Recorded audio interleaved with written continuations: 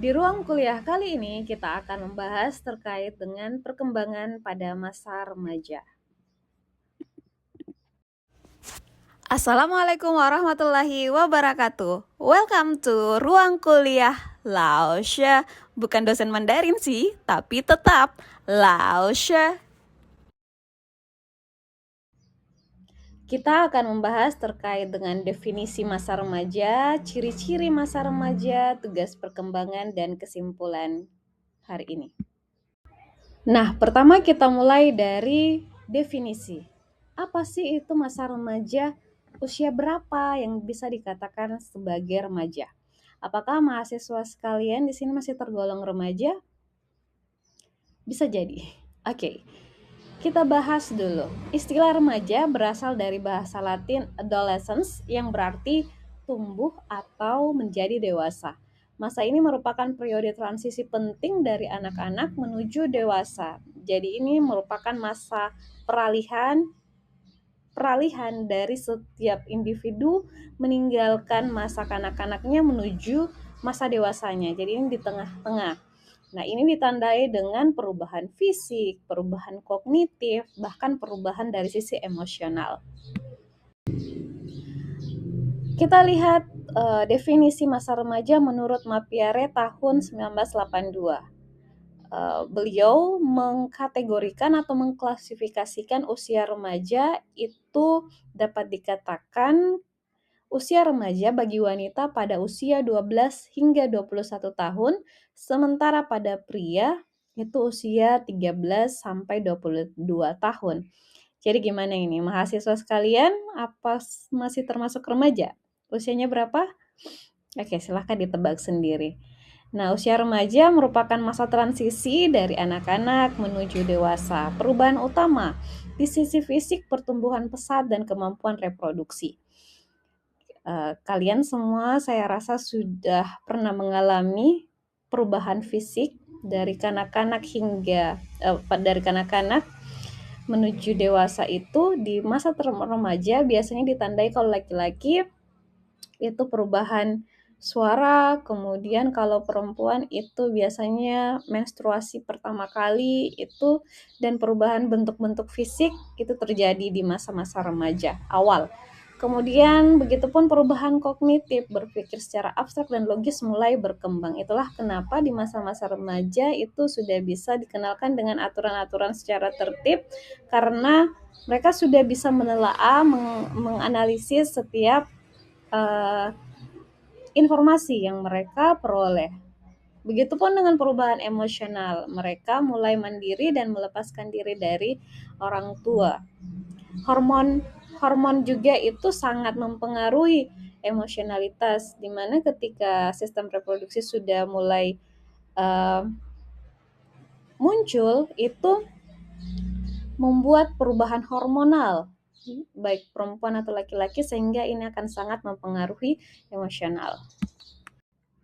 Nah, adapun ciri-ciri umum masa remaja itu yang pertama masa peralihan. Nah, ini yang menarik karena remaja itu berada di tengah, usia nanggung istilahnya orang pada umumnya.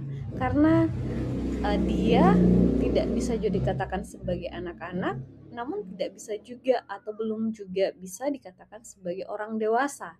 Nah, ini jadi masa peralihannya secara bertahap-tahap dia mulai meninggalkan anak-anaknya, masa anak-anaknya, dan kemudian secara bertahap menuju ke fase dewasa.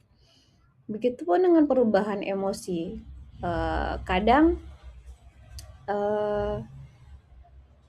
emosinya langsung berubah secara fluktuatif. Sebentar happy, sebentar langsung sedih. Misalnya saja mungkin chatnya terlambat dibalas, misalkan langsung merasa terabaikan sehingga langsung sedih dan sebagainya. Nah, ini yang paling penting yang ketiga adalah tentang idealisme dan identitas. Di masa-masa remaja, seorang individu itu mulai bertanya terkait dengan tujuan hidupnya, siapa sih saya, untuk apa saya dilahirkan ke dunia ini, dan sebagainya. Intinya mereka kemudian mulai mencari jati diri. Berdasarkan teori, tahap remaja awal itu di usia 12 hingga 15 tahun. Jadi biasanya masa remaja awal itu ditandai ketika kita sudah masuk usia-usia sekolah menengah pertama atau SMP. Nah, di situ kan biasa dulu Laosha mendapat munculnya reproduksi pertama kali itu atau menstruasi itu di usia kelas 2 SMP atau sekitar umur 14 tahun. Nah, di situ kemudian Laosha mengalami masa remaja awal, mulai meninggalkan peran anak-anak saya, kemudian berusaha untuk fokus pada penerimaan diri. Alhamdulillahnya pada saat itu Laosha memiliki orang tua atau sekeliling Laosha dengan sistem yang mendukung untuk penerimaan. Kenapa? Karena sebelum saya mengalami menstruasi pertama kali, itu selalu saya disounding. Ketika sudah memasuki masa-masa SMP, itu sudah disounding bahwa nanti kalau perempuan, ciri-ciri dewasanya itu biasanya ditandai dengan munculnya menstruasi pertama kali. Menstruasi itu seperti ini, sehingga jauh sebelum saya mengalami itu saya sudah paham akan ada terjadi, sehingga pada saat hari itu terjadi saya tidak terlalu shock dan berusaha by proses saya berusaha untuk menerima bahwa memang itu normal terjadi ketika kita menuju pendewasaan. Nah, konformitas teman sebaya di usia-usia remaja, kita individu biasanya lebih percaya, lebih sukanya sama teman-teman sebaya, lebih tidak terlalu ini lagi dengan orang tua, maunya sama teman, apa-apa diobrolkan, didiskusikan dengan teman. Teman punya apa, dia juga harus punya seperti itu. Selanjutnya di usia 15 hingga 18 tahun itu dikenal sebagai tahap remaja pertengahan, atau ini biasanya di usia ketika kita memasuki sekolah menengah atas atau SMA. Nah, di sini mulai mulai lebih meningkat perkembangan kognitifnya, begitupun dengan perkembangan sosial emosionalnya. Ciri-ciri di perkembangan kognitif usia remaja pertengahan ini, kemampuan berpikirnya lebih matang dan sudah mulai logis, kemudian mulai belajar mengendalikan emosi dengan lebih baik dan mampu membuat keputusan awal secara mandiri. Nah, saya ingat pada saat SMA kita itu dibagi ke dalam kalau saya pada saat itu ada 3 jurusan, ada IPA, IPS, dan bahasa. Dan pada saat itu saya berusaha untuk memutuskan secara sendiri saya maunya masuk di IPA. Karena mindset saya pada saat itu bahwa IPA itu identik dengan orang yang cerdas, dan saya maunya dianggap sebagai orang yang cerdas. Padahal guru-guru saya itu melihat potensi saya di bahasa dan mengarahkan untuk mengambil jurusan bahasa. Namun karena gejolak pada saat itu saya maunya di IPA, hingga akhirnya terjadi koordinasi dan saya pilih saya tetap di kelas IPA. Namun ketika mengambil jurusan di perguruan tinggi ternyata saya masuk ke bahasa. Dan itulah ya pengalaman yang terjadi di usia-usia remaja, di mana kita maunya mengambil keputusan sendiri. Begitupun dengan perkembangan sosial emosional yang kemudian lebih mulai berkembang. Teman sebaya masih memegang peran penting, tentu usia-usia di mana gejolak-gejolak asmara juga di masa-masa SMA ya, kita curhatnya dengan teman-teman kita. Kemudian penerimaan dari lawan jenis menjadi signifikan, mulai membangun hubungan interpersonal yang lebih mendalam. Jadi ini interaksi dengan lawan jenis sudah mulai lebih intensif, dan disinilah peran perkembangan spiritual juga itu harus mulai lebih baik, sehingga terdapat batasan-batasan yang bisa kita jaga. Nah, selanjutnya di tahap remaja akhir di usia 19 hingga 20 tahun. Nah, ini mungkin sudah masuk usia jadi mahasiswa ya. Jadi saya yakin mahasiswa sekalian ini sudah berada di tahap-tahap remaja akhir. Harusnya sudah lebih siap, sudah lebih matang untuk menuju ke fase dewasa. Tahap akhir masa remaja ditandai dengan persiapan memasuki kedewasaan penuh, pemantapan identitas diri, dan keinginan kuat untuk diterima dalam kelompok sosial maupun dunia orang dewasa.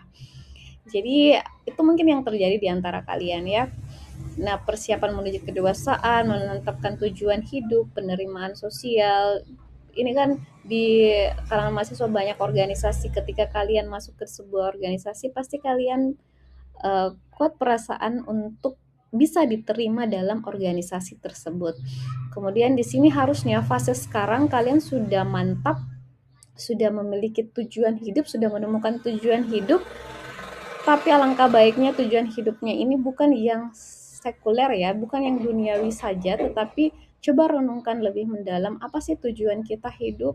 Untuk apa kita hidup? Apakah cuman hanya untuk sekolah dari TK, SD, SMP, SMA, lalu kuliah, dapat pekerjaan, pensiun, udah tunggu mati? Apakah hanya sekedar itu?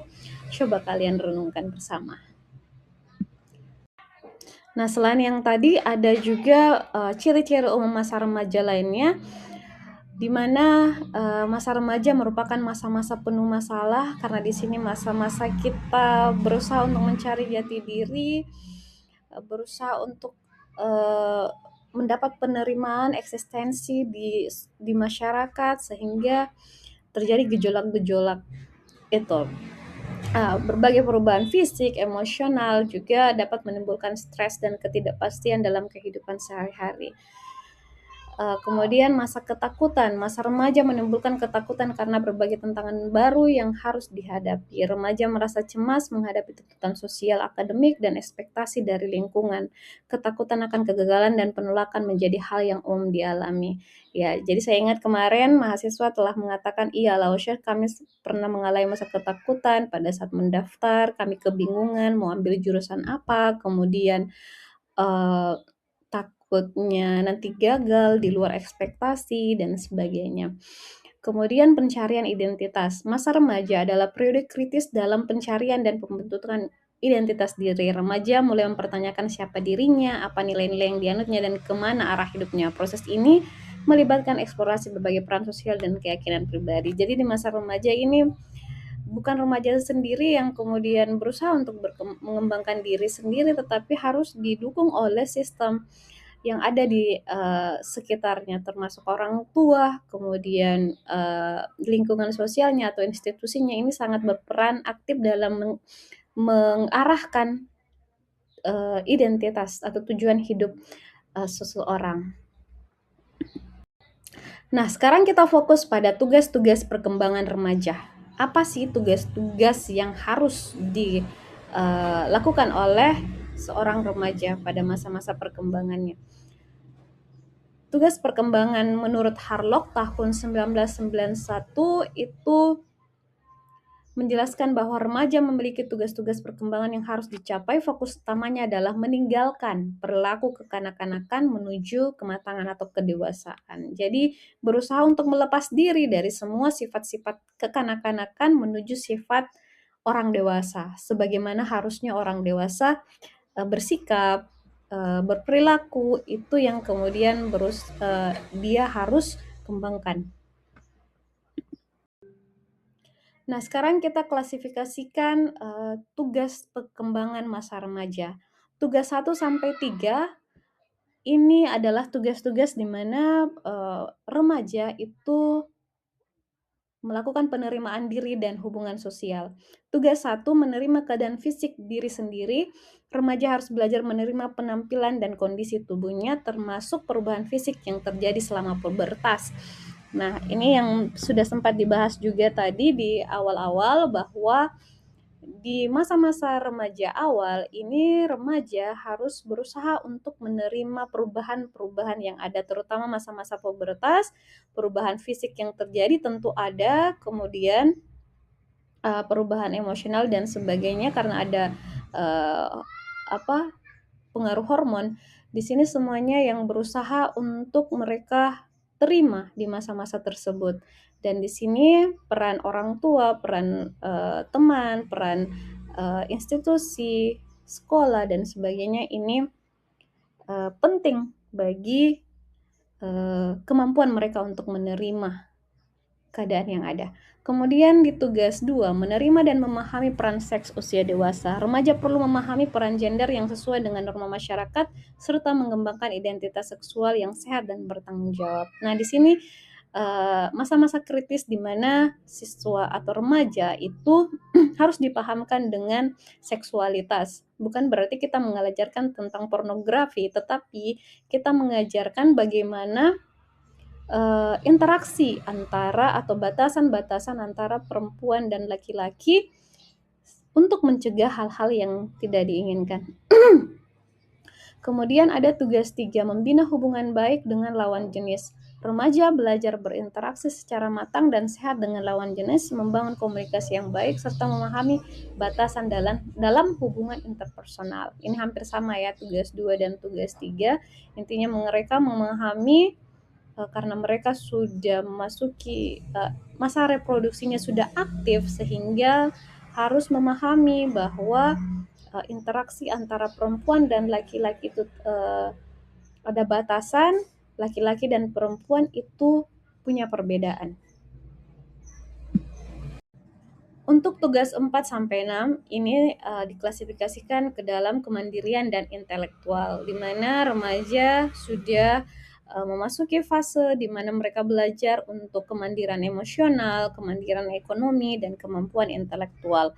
Pada bagian kemandirian ekonomi, di mana kita biasanya diajari atau sudah diberikan tanggung jawab untuk mengatur uang jajan kita sendiri. Biasanya ada orang tua yang memberikan jajan per hari, ada juga yang per pekan, ada juga yang per bulan. Nah, mereka diajarkan untuk bagaimana dengan uang segitu itu bisa habis dalam atau masih bisa diolah sampai pada waktu yang telah ditentukan. Jadi mereka tidak boleh meminta lagi tambahan sebelum waktunya itu habis. Nah, disinilah mereka sudah mulai belajar untuk mandiri secara ekonomi. Bagaimana juga mereka paham bahwa kita butuh bekerja untuk bisa menghasilkan uang di masa dewasa nanti. Untuk tugas 7 dan 8 ini terkait dengan nilai dan tanggung jawab sosial. Masa remaja itu perlu untuk memahami dan menginternalisasi nilai-nilai orang dewasa, di mana remaja mulai memahami dan menerima nilai-nilai moral, etika, dan norma sosial yang berlaku di masyarakat dewasa. Proses ini melibatkan refleksi kritis terhadap aturan dan prinsip hidup. Jadi mereka sudah mulai bernalar melihat aturan-aturan yang ada, baik itu di sekolah, di lingkungan masyarakat di mana dia berdomisili. Dia akan melihat, dia kemudian mulai mengembangkan, oh di sini kita dilarang untuk seperti ini dan sebagainya, sehingga mulai menginternalisasi nilai-nilai itu ke dalam diri pribadinya. Kemudian mengembangkan tanggung jawab sosial. Remaja belajar untuk berpartisipasi aktif dalam kehidupan bermasyarakat, memahami hak dan kewajiban sebagai warga negara, serta berkontribusi positif bagi lingkungan sosialnya. Kan biasanya juga di sekolah-sekolah SMP apalagi SMA kita biasanya diberi tanggung jawab atau tugas-tugas di luar sekolah yang kita disuruh untuk berinteraksi dengan masyarakat. Disitulah salah satu cara untuk mengembangkan tanggung jawab sosial kita menuju pendewasaan diri. Nah, untuk tugas 9 dan 10 ini fokus pada persiapan hidup dewasa. Tugas 9 mempersiapkan diri untuk perkawinan dan kehidupan berkeluarga, dan tugas 10 mengembangkan sistem nilai dan etika pribadi. Di tugas 9, remaja mulai memahami tanggung jawab dalam hubungan romantis dan keluarga. Mereka belajar tentang komitmen, komunikasi, dan peran dalam kehidupan berkeluarga. Jadi sebelum akhirnya Anda memutuskan untuk menikah, ya memang harus dipersiapkan. Bukan sekedar uang atau nafkah yang akan diberikan nanti, namun segala bentuk persiapan mental, kemudian tugas sebagai ayah, tugas sebagai suami, tugas sebagai ibu, tugas sebagai istri, itu semua sudah harusnya dipahami dengan baik sebelum pernikahan, karena ini memasuki persiapan hidup dewasa ya. Jadi seharusnya sudah memiliki bekal pemahaman yang baik tentang seperti apa kehidupan pernikahan atau seperti apa kehidupan setelah menikah. Kemudian tugas 10, mengembangkan sistem nilai dan etika pribadi. Remaja membentuk prinsip moral dan etika yang akan membimbing perilaku mereka. Proses ini melibatkan refleksi terhadap nilai-nilai yang diajarkan dan memilih nilai yang sesuai dengan identitas diri. Nah, di sini erat kaitannya dengan perkembangan moral dan spiritual yang telah kita bahas di ruang kuliah sebelumnya, di mana ketika remaja sudah menentukan, sudah tahu bahwa dia akan hidup seperti apa, tujuan hidupnya seperti apa, dan rules untuk menjalani kehidupan itu seperti apa, sehingga dia akan menginternalisasi nilai yang masuk di akalnya, yang bisa diterima oleh akalnya, dan akan mengikuti guide atau aturan yang sesuai dengan prinsip yang telah dia anut. Nah, kenapa penting mahasiswaku sekalian memahami masa remaja? Karena sebagai calon-calon pendidik, calon guru, itu nantinya kalian akan berhadapan pada adik-adik siswa yang usia-usianya usia remaja. Dan ketika kalian memahami psikologi perkembangan terutama masa remaja, ini akan membantu Anda memberikan pengajaran yang tepat, termasuk strategi pengajarannya, media ajar yang digunakan. Ini kamu akan bisa mematchkan dengan fase remaja atau siswa yang kalian ajar. Kemudian ini juga akan mendukung perkembangan siswa usia remaja secara efektif. Jadi ketika kalian sudah paham remaja pada saat perkembangan remaja itu seperti apa, kemudian tentu kalian akan memilih atau memberikan approachment, memberikan pendekatan yang selaras dengan tipe perkembangannya pada saat itu. Sehingga perkembangan mereka juga kamu akan menjadi guru yang turut mendukung perkembangan remaja tersebut. Untuk meninggalkan masa kanak-kanak yang menuju dewasa, kamu memberikan positive vibes, kamu memberikan positive impact terhadap perkembangannya untuk secara maksimal. Nah, jika ada pertanyaan atau kita bisa diskusikan di ruang-ruang kuliah berikutnya, atau kalian juga bisa memberikan komentar di kolom komentar. Demikian ruang kuliah hari ini, Syesha. Terima kasih, thank you. Dan kita lanjutkan pada diskusi terkait dengan kasus-kasus perkembangan masa remaja. Sampai jumpa di ruang kuliah berikutnya.